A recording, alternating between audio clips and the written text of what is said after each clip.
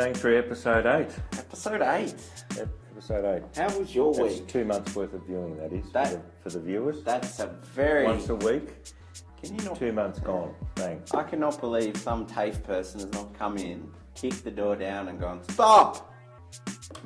I don't know. I just thought it would end that way somehow. Instead, we're getting praise. Well, we've had a comment. There's a couple little likes happening. We're getting quite a few comments in our... a lot of the students in different course areas have closed Facebook groups. So there's comments being made there. Yeah, comments are flying. But on the official World Wide Web... There has been, a smattering of YouTube likes and one a comment. Or two formal comments. That's it. I'm happy about the likes remaining where they are because, as you know, I just want to leave that coffee up there on the jar. Yeah. So the manky. I'm happy for people to, send in likes another way. Yeah, Lisa from Perth, I was talking to her, one of the diplomas. She said, mate, I am hitting that like. I can only like each video once because I want to see the. She wants to see the colour of my face when I drink the coffee. Yeah. And she's in Perth. Well, that's very nice, isn't it? She's way over the other side of the country. Yeah. And happy for me to cark it over this side of the country. That's it. There's the fumes probably... Thanks very much, Lisa. Yeah. So tell us about your comment. Dave Van Cook. Oh, okay. Better still. So he was the guy inserting Star Wars characters into op shop paintings. Oh, how cool. And you gave me the task of just checking it out. The legalities of that to make money as an artist. Yeah. I know in terms of photographers, if you rip something out of an image and then use it in another image. Yeah. Yeah. So you keep talking. I think it's really, really grey, and I'm still a bit unsure as to what it is. But intellectual property issues definitely are happening. Okay. The thing is, everything's gone quiet since March, April last year. All of a sudden, he's stopped. Right. Now that makes me wonder whether something happened somewhere with one of the artists, possibly who had one of the paintings. I don't know. No. But look, he was doing very, very well. People couldn't get enough of it. The originals, I think, were selling for a fairly good price, and he was producing limited edition print runs, which are selling through his Etsy shop store. Just going, and then all of a sudden, it's all gone. It's finished. And no real explanation. I can't find an explanation. No, I'm out of creative juices on this. I'm going to try a different project. So I'm wondering whether there's a bit of a thing happening. So I'm still going to be ferreting around and see what I can find out about it. That's a shame in a way. Yeah. It's kind of interesting. I find it interesting is that the Star Wars movies come out, and then the news blogs surface a story about an artist doing this. Yeah. You do some digging. He's been doing it for 18 months. It's been, yeah. And hugely successful. People loved it. Yeah. It's just a different... I mean, good. Yeah, look, it's an interesting one. He certainly did it in such a way. It wasn't just throwing a figure on top of the work. He really worked very hard at getting it to just blend into the original painting. Yeah, and had a nice story. Yeah. So, but look, the whole intellectual property and the original artist, and it's a tricky one. But he had fun while it was going, and lots of people have got some interesting things hanging on their walls now. Totally.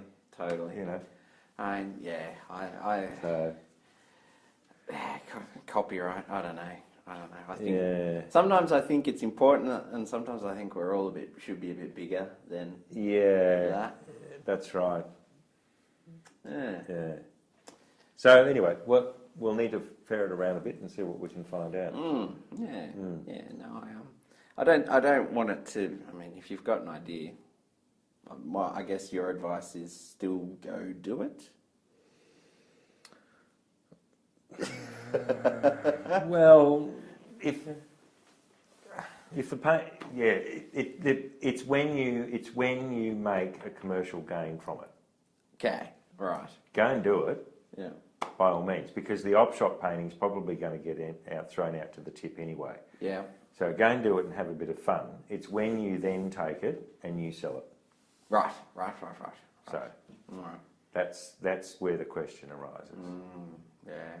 You certainly set yourself a challenge by trying to put the figure into that painting and paint it in that style and make it look as though it was one of the original, in the original painting. It's whether you make that next step and say, oh, Ben, would you like to buy this? Yep. That's when it's... See, money messes up everything, but it makes it... You can't do a lot without it. I don't know. Anyway, there you go. Deep, yet shallow. What have you got? Well, did a little bit of digging, as in looked at an article that came out pretty much, what's today's date? 24th? 24th. Just an article about the this week Pulitzer Prize winners came out. Yep. The photography section was pretty strong. Once and again, it's always, the heavy hitting stories. So this was all about Ebola, the coverage of that, and then also the coverage of the riots and things surrounding Ferguson and Missouri and all that kind of stuff. So, yeah, I mean, pretty crazy images. Do you want to have a look? What do you think? I think it's one of those things. I mean, photographers are always have endless discussions about photography competitions, and they're often frustrated by them and understand that. And there's always a struggle between, well, why does this image win versus is it the content? Is it the composition? Is it the tech? The only thing that makes me sleep well at night when I think about photography competitions is that if you win one, that's fantastic and it looks good in your resume. If you don't win one and you had your heart set on winning one, please don't pack the tools in and think you failed. That's it. Yeah. Because the judges are humans, and all that palaver that comes with being human comes into play. Do I like that person? Do I like that story? I was involved in a photography competition once, and it was a weird one because it was an inter-newspaper. Inside the newspaper, all the photographers went for the award. So, obviously, our chief photographer played a role, and I had this really awesome photo, I thought, of someone in a really awkward pose. Not as in like state of undress or anything, but like just compositionally, it was weird. Felt awkward. Actually, it's happened like one was with a sports person in a flying through the air kind of pose, and I thought, that's cool. And the advice was I wouldn't enter that because we've become oversaturated with that character and everyone's sick of looking at him. And maybe my entry did pretty well. It didn't win, but it got a nice pat on the back. Maybe I wouldn't have got the pat on the back if I didn't follow that advice. Maybe if I'd stuck to my gun. And the thing is, if you win one, whack it on your resume, and that's great. If you don't win one, just try again. Put it on your resume anyway that you actually took the step to enter that in the first place. That's what I say to students. Yeah, that's a fair point, actually. Yeah. Because you've had a crack at something. I think that's a really important thing. Okay. Yeah. How in these competitions? Yeah. Are you looking at a panel of judges, or often are we looking at one person being the judge? I would say it's a panel. Yeah. Yeah. Most of the world press, I don't particularly know the ins and outs of the Pulitzer. What I'm lately, what I'm getting at is, at least if we can come up with a bit of a panel, that spreads the opinions a bit. Yeah. And so, you know, at least it kind of depends on who's being handpicked for the panel. Totally. If you can try and get a bit of variety, that's good. Yeah. Yeah. And then maybe thinking, do we need to have a photographer? Yeah. Does each person have to necessarily be a photographer? I'm not sure. Yeah. Maybe that can, but look, it's such a tricky. I mean, this debate. In the art world too. 12 months' time, we're going to have the same debate. 10 years' time, it just goes on and on. Yeah, absolutely. But as you say, don't let it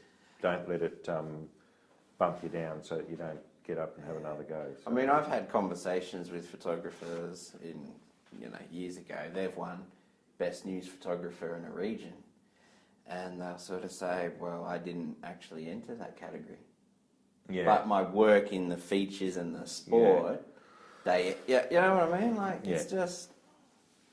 And it can be really demoralising. I've seen guys totally shattered. They're like, this is the best thing I've ever done.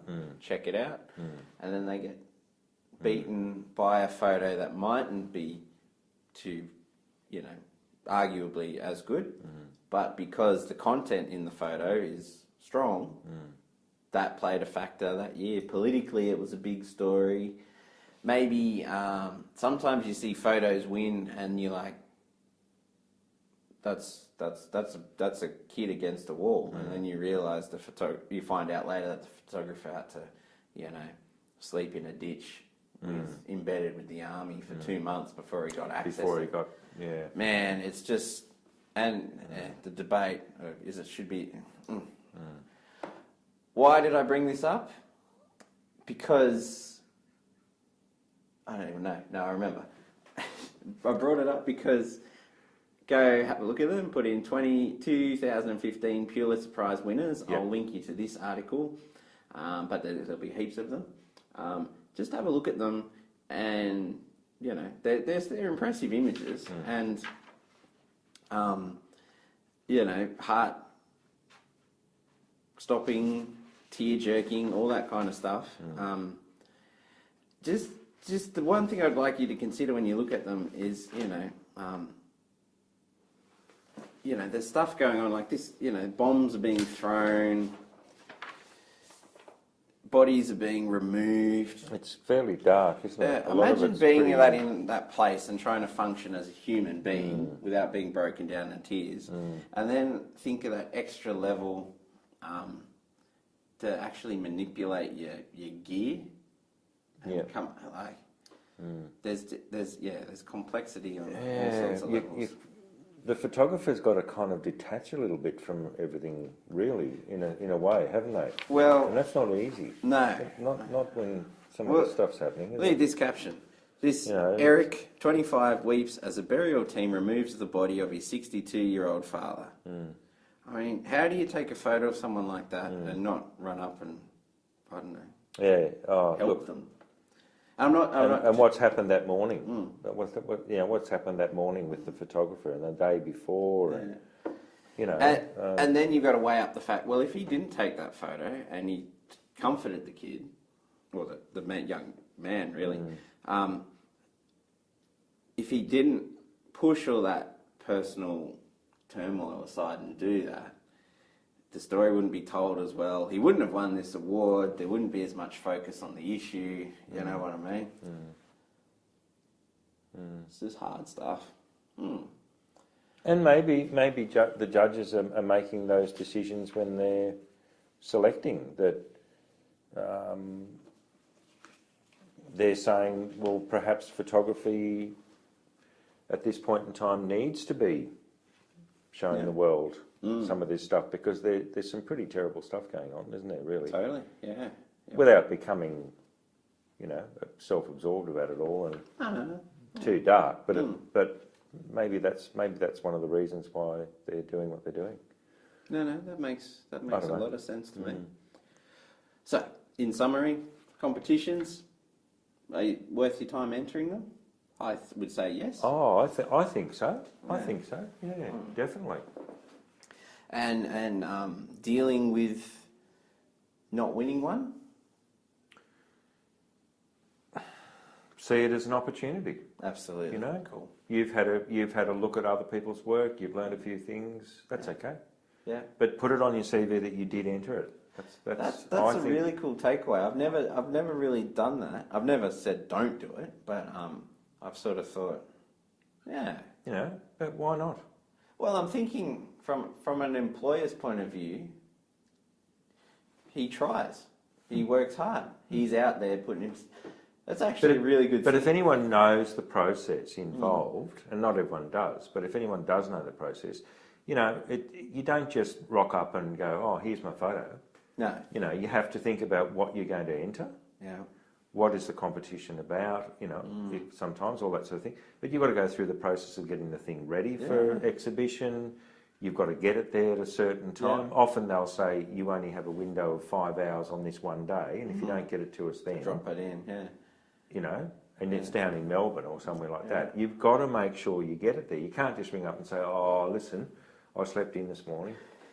You know, I won't get there until 6 o'clock tonight. Well, sorry, mate, the doors are going to be closed and you missed out. So, you know, timelines have been met. You've got to have it presented. You've got to come up with a bit of an artist statement to go with it. So you've had to think that through. So all of that is showing an employer. Oh, that's gold. That you are. Yeah.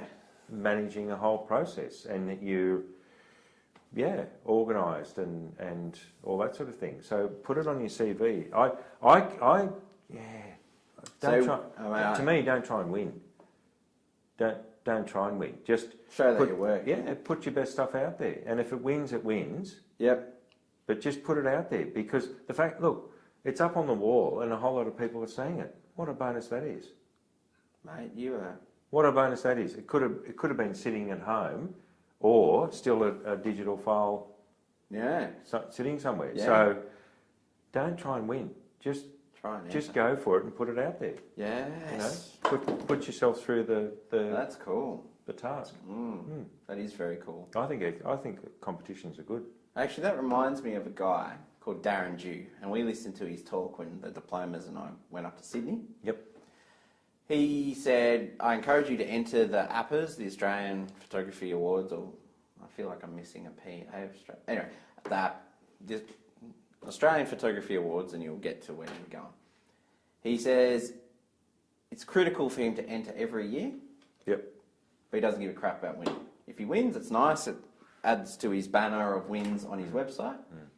But he says for him, it's a personal goal. He pushes himself to enter something he feels is better than last year.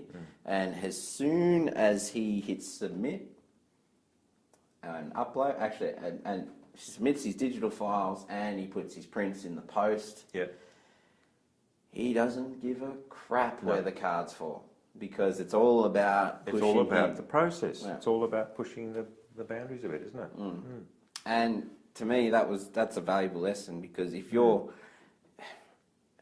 even if you're being the best photographer in your newsroom or in your town, that's nice.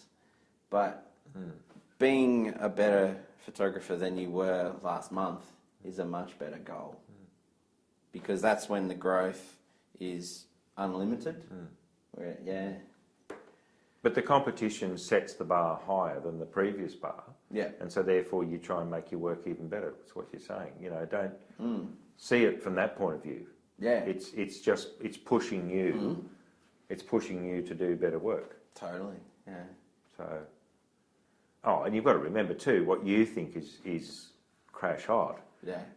50 people in the room can look at and go, well, hey, you know, you might think that's good, but I don't necessarily think that's a great image. And so, you know, it brings you down, doesn't it? It does. And another thing too, I was watching we watched some judging going on in Sydney at the APAs, and you know, I'd say there was this beautiful wedding photo of the bride coming in, candidly on like the 90-year-old great-great-great-grandmother planning this big kiss on her, Yeah. and the grandma's all, Oh, and I the know. bride's Yeah, beaming, and yeah. all the family smiling. Yes. And then, I don't know if you're watching, Judge, but the judge said, oh, wouldn't it be good if the wood behind them, they were sitting next to like a timber shed, had less knots in it? I find the knots distracting. Yeah, no, sorry. And that's what pipped that, all right, well, we'll give it to someone else. Yeah. And my students were just like, you know, soul destroying. I said, mate, really, awards are nice, but if you're getting paid, that's the best. You know, if people keep paying you, you're on the right track. Yeah, I think sometimes they just got to sound as though they want to be critical for the sake of being critical. Yeah. Now, Ben, I'm running on my B camera, we need to so I'm just going to check we're still we recording. need to think of the time because we don't 21 minutes, I reckon we don't want to go any longer. we need to finish up. And apart from that, people will start to go and start the vacuuming and Totally. That's putting it. dishes in the dishwasher and just zoning out because, oh dear. There is some scum at the bottom of my bathtub, or I could stay watching Brenton and Ben. At the minute, we're holding court, but the balance is shifting. Yeah. Now, we need a really, really good sign-off. And look, you know how they talk about writer's block? Yeah. Yeah, I've got a block. Alright. So, yeah. But Let's do 3, 2, 1. You do one, but I'll go first. Just off the head. Count me in. okay, 3, 2, 1. You see what I'm saying? Okay. Something about a check shirt and yeah. Now, Go put on a check shirt and go do photography. 3, 2, 1. all I can think of is something to do with virtual source. We've had a comment left, right? And they've picked up on the idea of virtual source that was in the episode where we talked about Kodak. Yeah. So you can't make virtual source. They have given me something to work with. So I don't have anything for tonight, but there is going to be something that is going to have something to do with virtual source. Virtual source. Now, see what we've done? We've given everyone something to think about between now and next time. Please type in a comment. So we've had no flashes of ideas, but seriously, it's like a writer's block. Virtual source. All right. Virtual source. There you go. Virtual source. Bye. Bye bye.